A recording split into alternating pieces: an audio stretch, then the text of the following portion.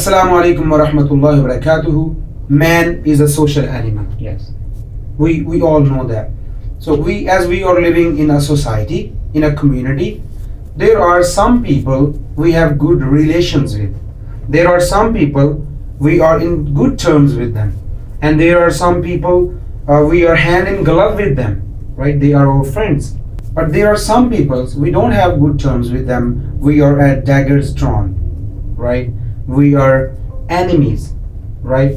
So most of the people ask us, this is part of our nature, that we want to get power over our enemies. So most of the people question us, they contact us, and they say that we have enemies and we want to make them silent, right? We want that, what can we do so that they may not hurt us? They may not torture us with their words, or they may not even say a single word about us. So how can we make our enemies silent? Kill them. Very simple solution. Kill them or have a truce with them. Mm-hmm. So, Mr. Salman, it's a common problem. All of us have some people we have good terms, and with some people we don't have good relations. And many people ask us that what's the method, what's the way to make our enemy silent? A girl contacted me from Haripur, and she said that my cousins and some of my relatives, they plan against us and they talk against us. So tell me a supplication, tell me a prayer that I recite, and they become silent. So many people ask about these things, and sometimes we do different irreligious things, and we involve and we get indulged in different irreligious practices. For example, we go to different spiritual healers, spiritual quacks, and we demand eggs, lemons, meat, needles, and sometimes we take amulets and we place them in the houses of our relatives. Mm-hmm. So we involve in all these irreligious activities, and these all activities are forbidden in Islam. So if we complain that our relatives tease us, our enemies tease us, but the Holy Prophet sallallahu alaihi wasallam, he has been teased too by his enemies. Yes, and too much. Too much. Mm-hmm. And what did he demonstrate? He demonstrated patience, courage.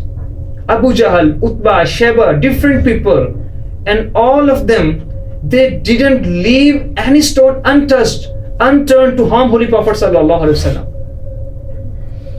But he showed patience.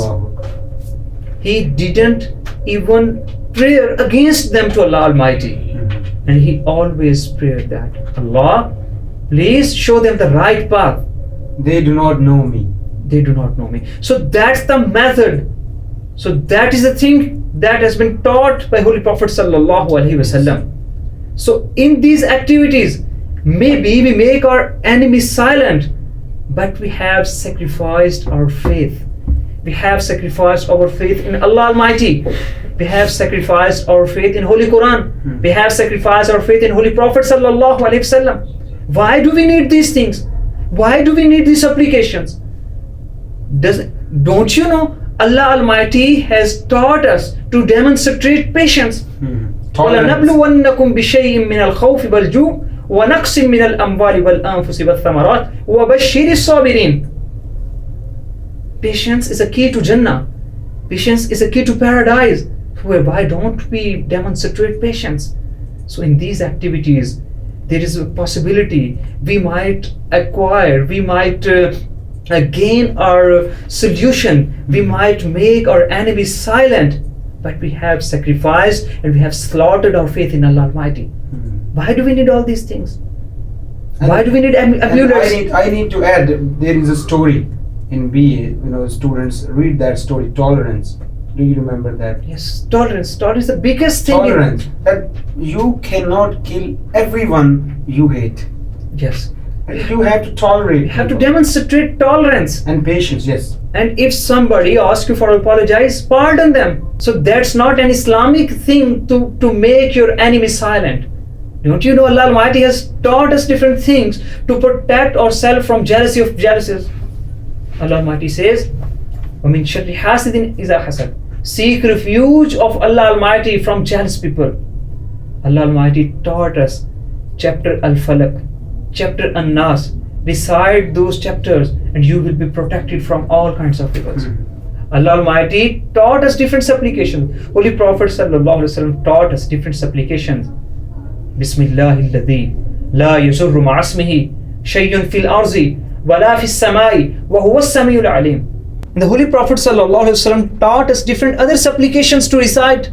Do we recite them? We don't even offer obligatory prayers. We don't even recite Holy Quran. That's why we have to move to irreligious practices. If we have a firm belief in Allah Almighty, if we recite Holy Quran, don't you think chapter Baqarah isn't sufficient for us? Yeah, it is.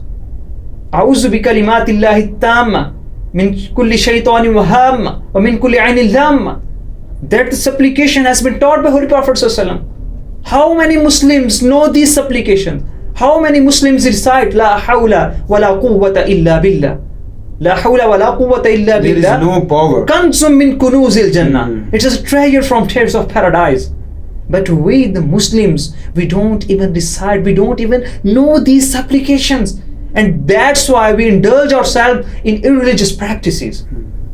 So that's not an Islamic way. You may be wrong too.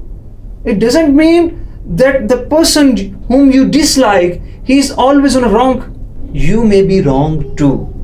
Don't always find fault in others. Observe your actions. Ponder over your activities. Just obey Allah Almighty, obey Holy Prophet sallallahu alaihi wasallam, offer your prayers, recite Holy Quran, do some charity and be a virtuous person. So what is the thing that you go to a spiritual quack and you ask him, please give me a lock and I will place it, I will put it in the home of our enemies and they will be silent. So what is thing? These practices are not allowed in Islam, these are forbidden in Islam. The Holy Prophet sallallahu alaihi wasallam has too much enemies. Even he fought 26 battles against his enemies. But that's not the thing. Locks, meat, needles, amulets, and different other things. That's irreligious practices, and we don't have to follow them. So when we become virtuous, all of these problems would automatically vanish away. Right? So when we have enemies, we are living in a society. When we have enemies, we don't need to kill them, right? We need to tolerate them. We need to find good in them. So then when we will become good persons, the other will automatically become good. Thank you so very much, Mr. Gulfam, for your time. Thank you so very much for watching this video.